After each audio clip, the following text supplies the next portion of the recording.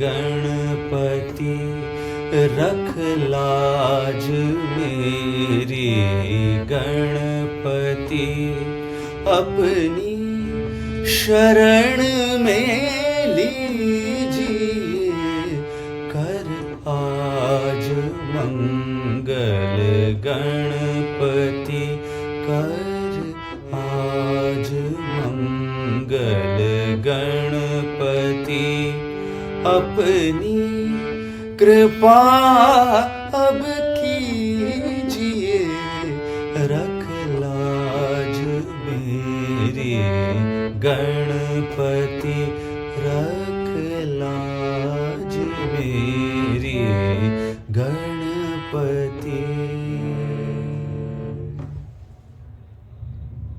That soul-stirring voice, the mellifluous voice, belongs to Manoj Govindaraj.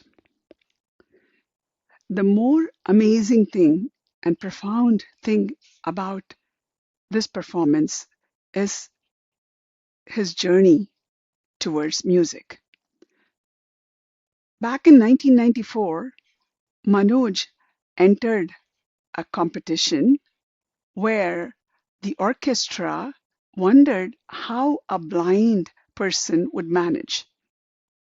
Manoj shattered all their skepticism, and with his skills, he demonstrated his capability and he won the competition with flying colors.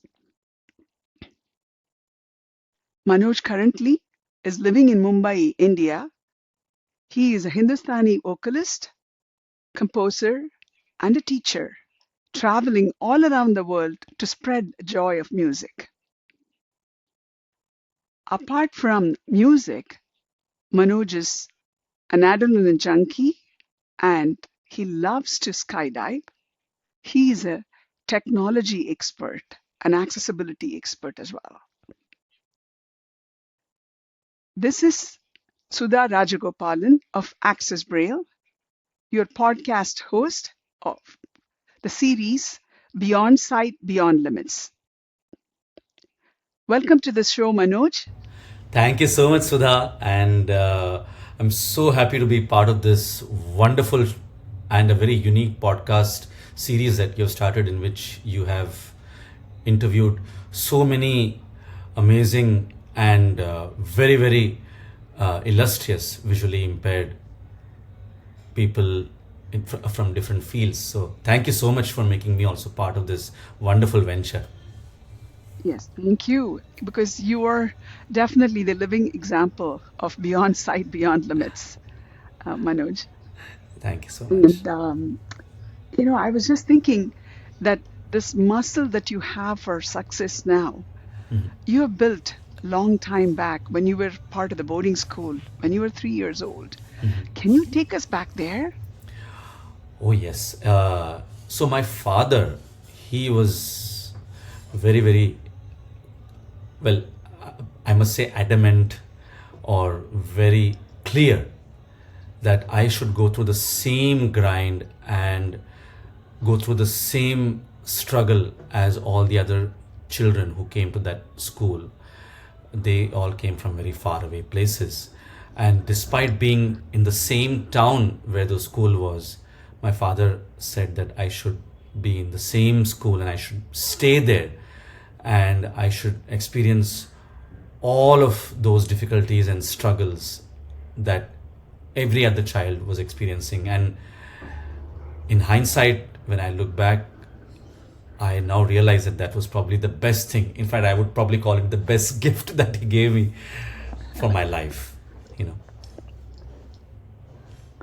Because it set you up for facing all kinds of challenges and difficulties. Absolutely. And that to face any situation, not give up, and try to look for solutions from those difficulties.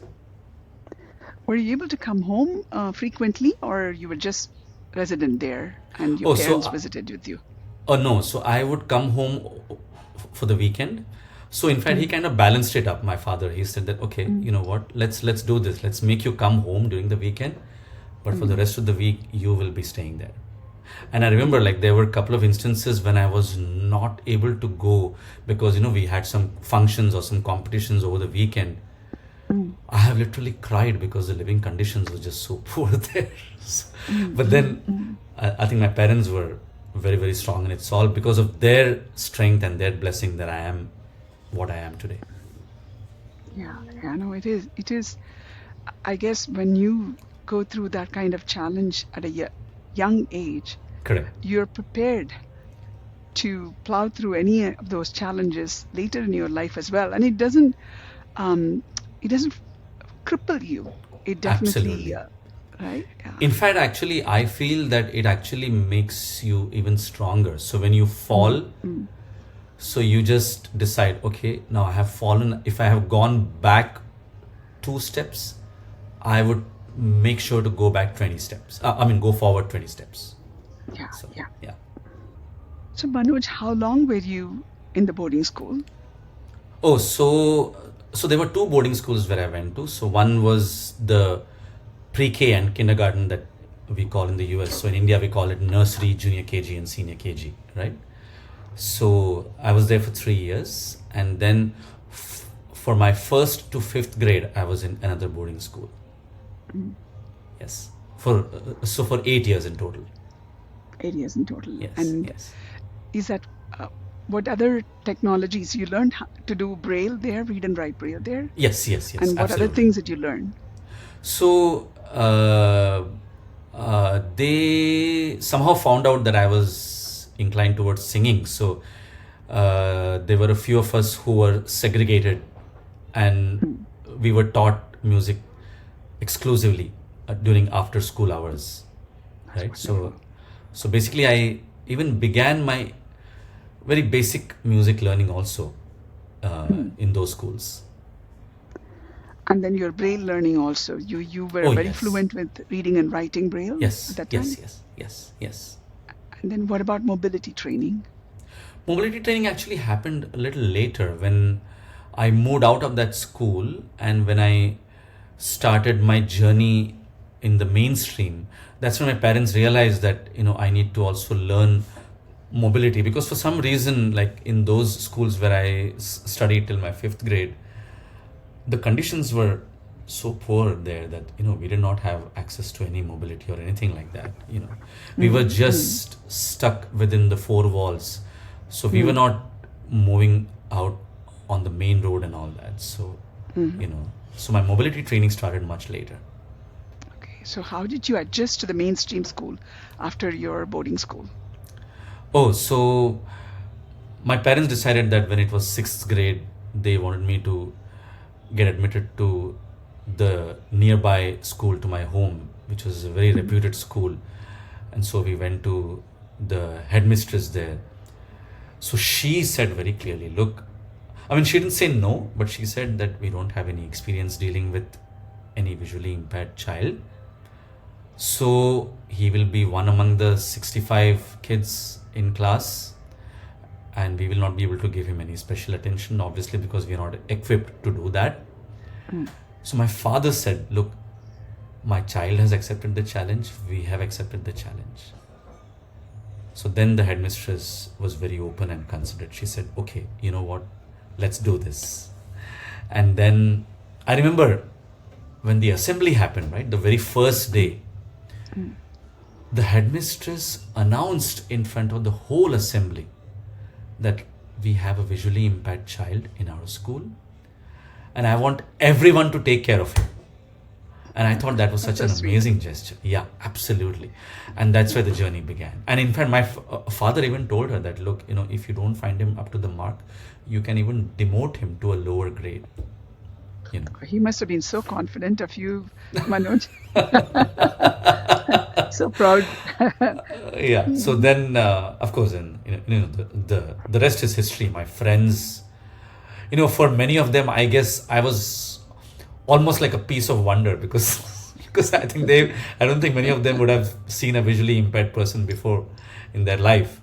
So they were so curious as to how I do things, and Braille was an absolute novelty for them. So they were, but at the same time, they did not consider me to be somebody who came from a different star, right? So they just considered me one among them, and they just took care of me. And even till date, we have a wonderful school friends community on WhatsApp. So we meet, we chat, we do the same kind of leg pulling that we did at that time, all of that. So, and for some reason, by God's grace, because of my music, when everybody talks about me, so they say, oh, he's the guy who used to sing, right? So I said, okay, yes. So then fortunately, I'm somehow still in the memory of people, and that's only because of music and by God's grace.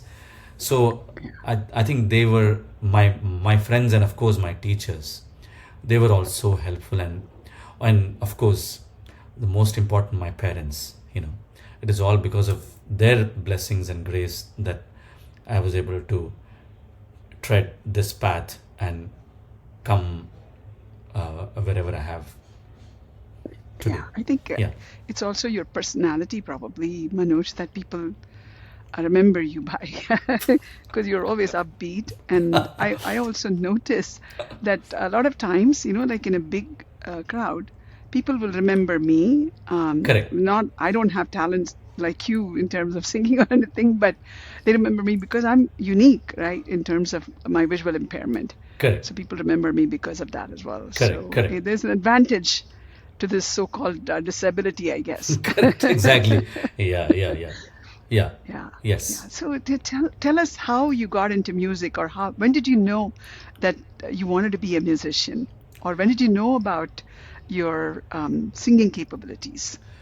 So my father tells me that when I was all of 3, we had gone to this pilgrimage place, which is close to Mumbai, called Shirdi. So everybody was singing bhajans, like devotional songs, and as soon as they stopped, apparently I began singing, is what he says. So that's when they realized that I probably might have some musical talent. But in our family, there is nobody who knows even the M of music. So it was very confusing for them to find out the right teacher for me. Initially, I began with one particular style of music because that person was the only teacher who was available close to our house. So we did not know about the kinds of Indian classical music that existed, like North Indian music, South Indian music. I do the Hindustani, which is the North Indian music, but there is also South Indian music, right? Carnatic music. But at that time, we never knew about all these things. So the music that I initially learned was South Indian music.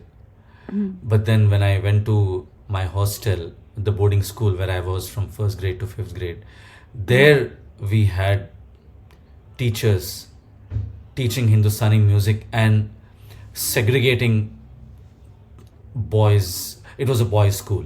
So they separated a few of us who had, according to them, some musical talent, and then they were teaching us separately after school hours. So that's when I began developing liking for Hindustani music, because that's what I ended up singing more than South Indian or the Carnatic music.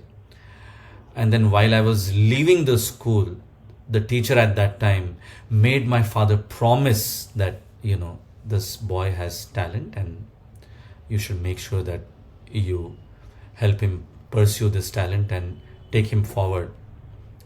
And then obviously, like, as I mentioned to you, they did not know who could teach me Hindustani music. And unfortunately, I had a couple of teachers who refused teaching me because of my visual impairment. And then after a lot of search, we found this amazing teacher par excellence, Mrs. Vinita Tembe, who took me so lovingly, and she happened to be my first guru proper. And then as I learned with her, and when you are a child and when somebody praises you doing something, like, if you sing well or if you paint well, you feel that, oh, you're the best in the world in that. So then, and so then I began feeling that, okay, so maybe I probably might be singing well. So then that's when I realized that, okay, you know what, this is what I want to do in the future, without obviously knowing uh, all the nitty gritty about, whatever it took to make this as a career. But just the fact that because people praised me, I thought that maybe this is the line that I want to go forward. And that's how I decided that music was the way for me to go. So you didn't have any second thoughts about it after Absolutely you not. grew up?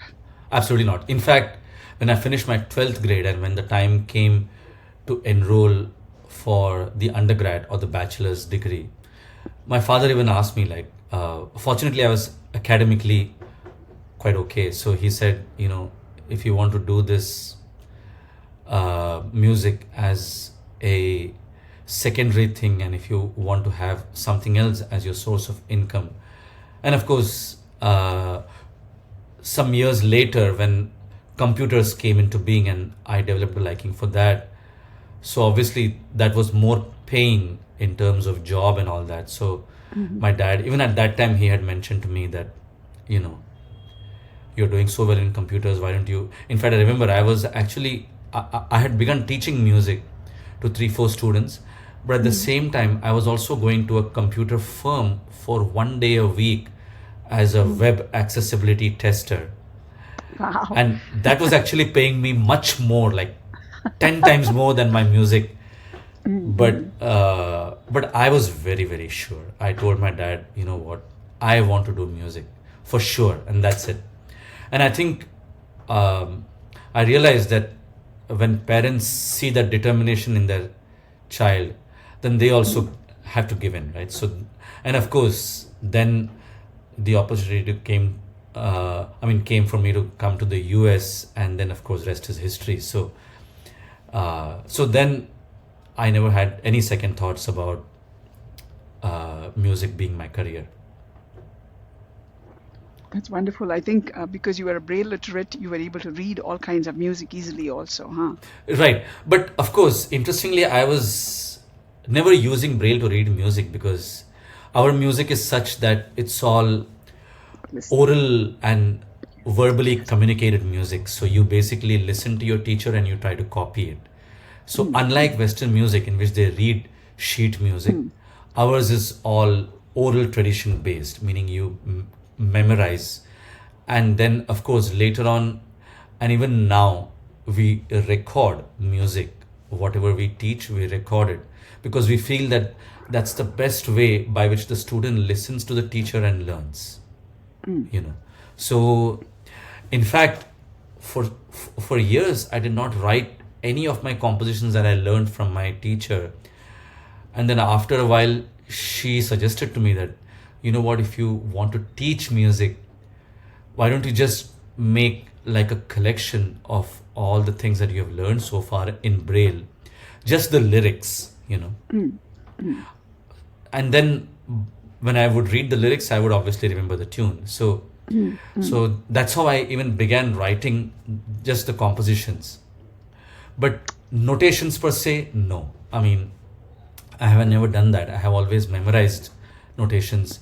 And again, I think that really helped me because I feel that when I listen to any music, it is just so easy for me to notate on the spot without having to write it. Yeah, in your Yeah. memory, you're notating everything. Correct. Because by God's grace, I'm able to identify the swars, the notes by which a song is composed. So then I don't have the need to write it. In fact, I can dictate it to somebody who wants to write it for sure. Like I can break it down in Indian style or the Western style.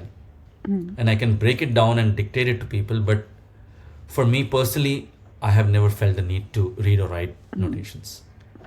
But you use Braille for other things. I use Braille for other things. Yes, absolutely. So, in fact, I love reading Braille books. I was recently visiting my old school, and I was so happy to see that that school has completely turned around, and the people who are in charge now are so welcoming, such amazing group of young people, and they have all kinds of facilities for the visually impaired students learning now.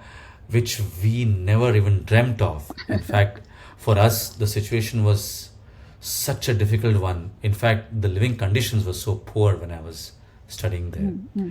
But now it's completely changed. The people at the helm are so enthusiastic, so vibrant. And so they have lots of Braille books in their library. And I have been telling them that I would really love to visit their library to read Braille books. Yeah. That's awesome. Yeah. Any turning point in your life that you would want to share with us, Manoj? I think one was obviously the one that you mentioned at the beginning of the program about that competition. I think that really gave me the confidence and made me realize that the only way for me to go forward is to be the best. There is no room for second best. You know, of course, again, it's various other factors that constitute that, in the sense that, you know, sometimes however hard you try, you're not at the right place at the right time sometimes, so you don't get a chance to prove yourself. And of course the luck factor, but still you just keep trying all the time. That's what I learned from that experience. And of course the second experience obviously was when I finished my 12th and when my dad asked me, hey, do you want to do this? I think that was also a very important point, because that's the point when I realized that if I had to make this a career, see, because until then it was okay, everybody appreciating me, you know, I'm good, I sing well, but if you have to make it a career, it just totally needs a different level of commitment, practice, consistency. So that's when I realized that, you know, I better give it time. And then, you know, I began practicing in all earnest, and I realize now that that's what is helping me, you know. So, yeah, so these were the two How turning many hours points. do you practice now? Oh, so the same. So, when I was practicing in my childhood, when I really needed to practice, I was practicing a lot, because like minimum 2 hours, and you know, if given the chance, even more.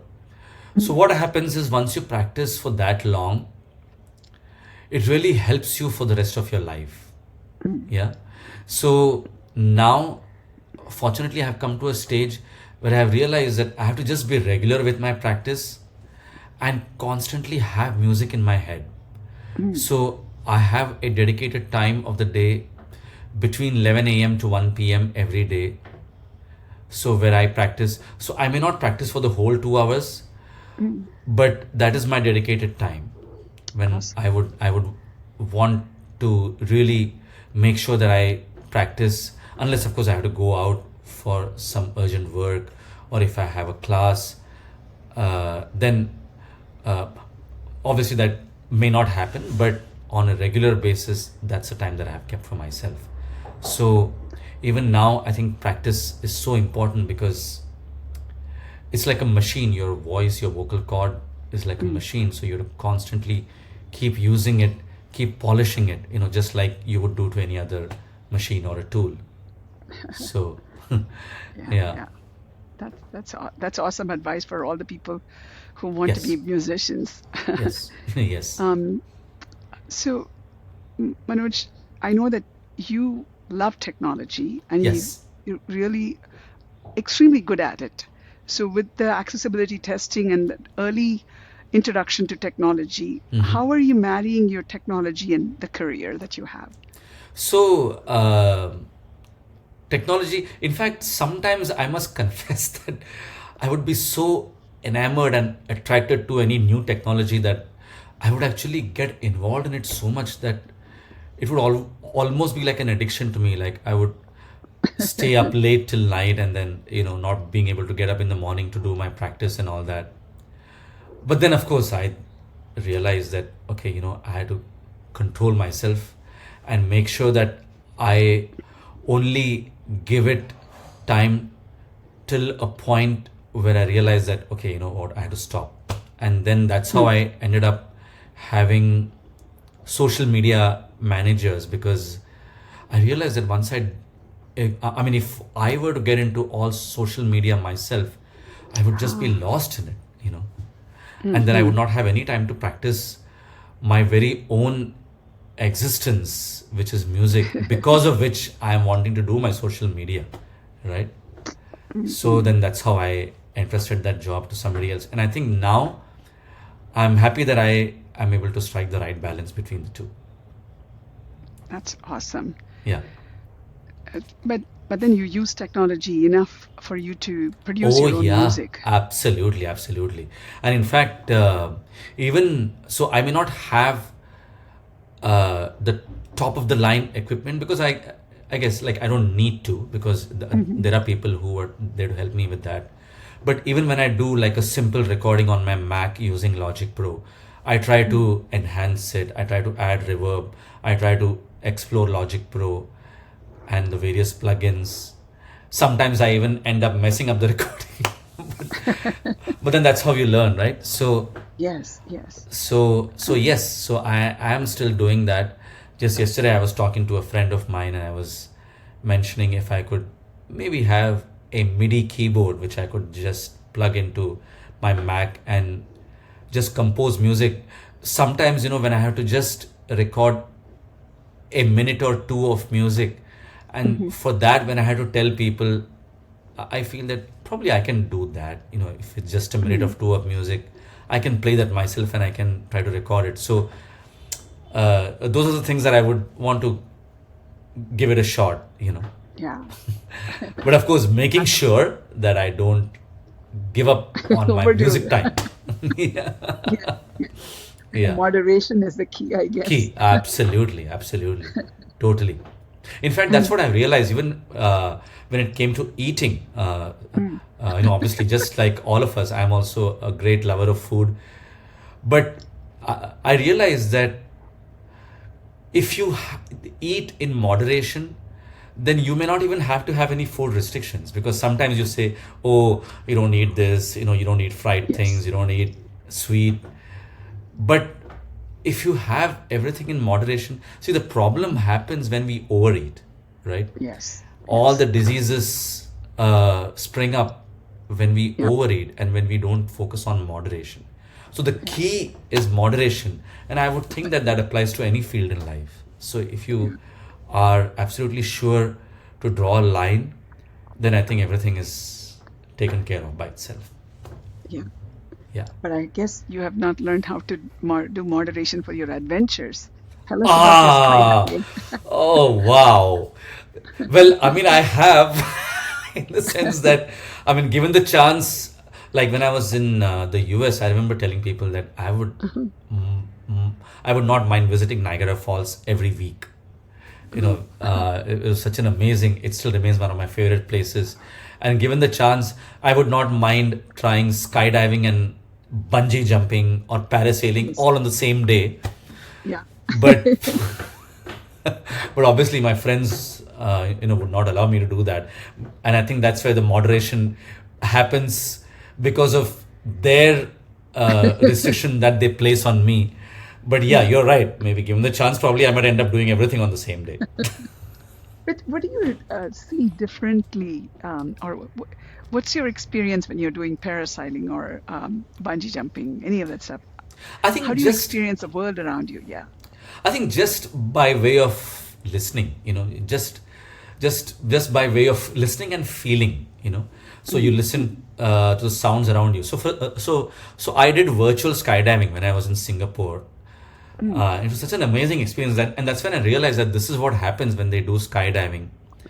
So basically, you hear that sound of air. You know, it's such an amazing like a barrage of wind blowing because you're at that height and you're in the open and you're just coming down with that speed. So you just hear that thing in your ears, you know. And the similar thing happens when you do parasailing because you go all the way up, and then you know when you go at that height, you can hear the wind blowing so loud, and I feel that it's an amazing sound, you know. It's just like a whoa, whoa, whoa, whoa. It just like hits your ears. And then when you do things like snorkeling underwater, it's exactly the opposite. You don't hear anything, right? Because your ears are shut.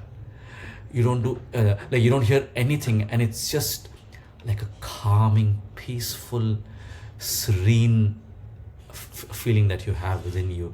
So it's all those kind of different feelings that you sort of take in, and then you just experience all those very contrasting feelings, isn't it? And that's what is the beauty of all those adventures.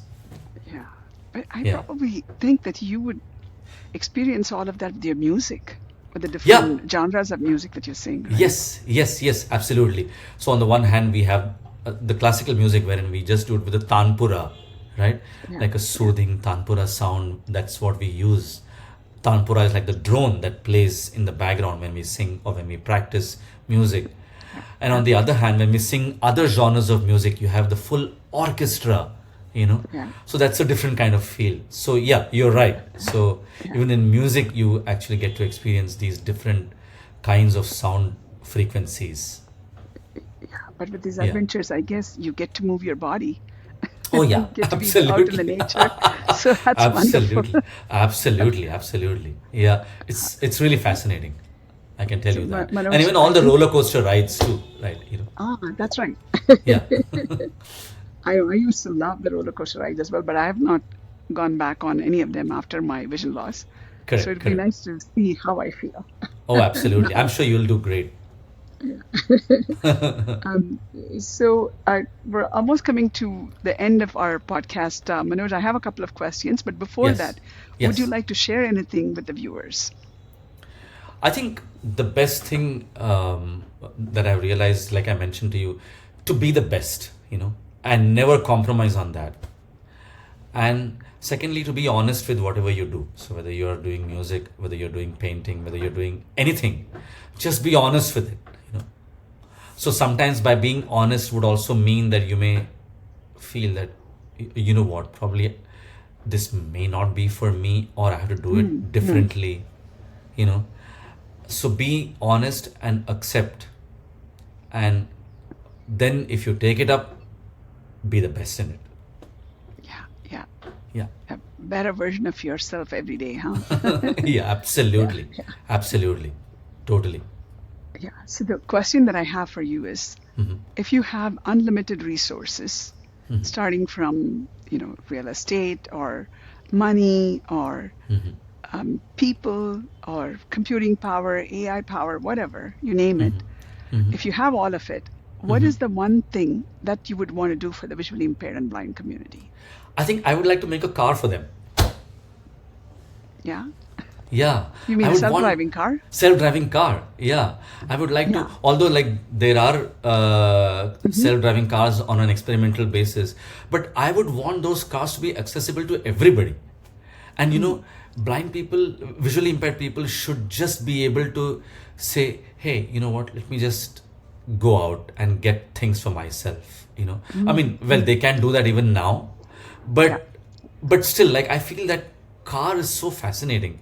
Like, you just like sit in it and you just tell the vehicle that, hey, I want to go here, and then Yes. and then you say that, okay, get me to this grocery store, and then I get down, and then you tell the vehicle, okay, meet me at this point at this time, so all of that. So I would love to do that with all of that power that you mentioned, right? I think that'll be really interesting if I could do that, Yes. I think that would be possible pretty soon. Yeah, absolutely. Yeah. Absolutely. Yes. Good. Thank you. And if you were to leave a piece of advice for the young and visually impaired and blind students, what would that be? I think the first thing is that they have to learn Braille. Yeah. Just like any sighted person knows to read and write. So despite having all computers and everything, everybody knows to read and write, and everybody is taught to read and write even now, Yes. right? So I think visually impaired people need to learn Braille. Yeah. And secondly, they need to be open to keep trying stuff, because I see lots of people around me, especially adults, who are not willing to try technology, smartphones especially, because they feel, oh my God, smartphone does not have a button. How will I access the touch screen? Whether it will be possible. We all have gone through that, Sudha. I'm sure Yes, you probably must yes. have gone through that stage yourself. Me also. But once you try, so that's where the openness comes, right? You're willing to try. And I would request all the adults, and especially adults, because kids are very open. They are like blank slates, right? You just tell them to do this, they'll do it. Adults, it's very difficult for people to train them, to mold them, because they have so many preconceived notions, right, about things, Correct. misconceptions. Yes. So I think people need to try and not hold themselves back, because this is the age when you just have a simple WhatsApp ability, you can just connect with the whole world with your fingertips. Yes. That makes it so much easier. So I think that's what I would tell visually impaired people. Thank you so much, Manoj, for your time. And It was such a it's pleasure. been wonderful. Yes. Yes. Thank you so much for giving this opportunity. And in fact, I must confess, when I heard some of your previous episodes, I did have this thought in my mind. Maybe Sudha would reach out to me someday, and we would and then there your phone call, and then there your You were message. on our list. The only reason we didn't get to you early was because we had not figured out the technology to Technology, do yeah, virtual one. That's why. yeah, Because yeah. when we had the option to do it with many of the podcasters here virtually also, It was I in told Ram yeah. that let's just do it with Manoj because he's a techie. We will iron out all the kinks and then it's a matter of doing it for Doing the it. rest. Yeah, yeah, Yeah. yeah, Uh, yeah, yeah. thank you so much Thank you once so much, again, Sudha, once Manoj. again. And of course, I would like to thank Ram also for all his help in this endeavor, and really appreciate your time and your efforts. Thank you so much to you. Yeah, he is my partner in crime. Yes, totally, Yeah, doing more totally. work than me, of course. Always. Yeah. Sure. So, viewers, if you like this podcast, please go to www.accessbraille.org and you can help us in many ways, and there are many volunteer opportunities. And of course, you can be part of this dream project of Manoj, where a visually impaired person can drive a car to any place, anytime, anywhere. Absolutely. So please help us. And once again, thanks to Ram Kumar and Shankar Venkatraman for the behind the scene help. And until next time, see you.